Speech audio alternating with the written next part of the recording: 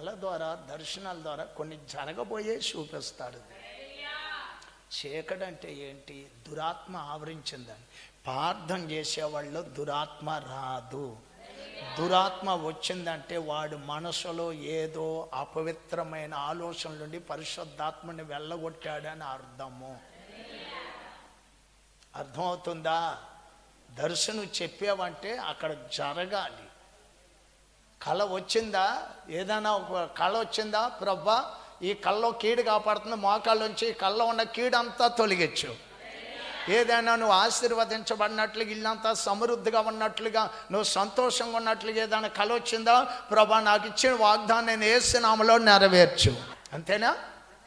కీడైతే తొలగించమని ప్రార్థన చేయి, మేలైతే జరిగించమని ప్రార్థన చేయి. ఖచ్చితంగా నీవు ఆరాధిస్తున్న దేవుడు రానున్న దినాల్లో నీ కుటుంబానికి ఏ కీడు సంభవిస్తున్నా నీకు చెప్తాడు.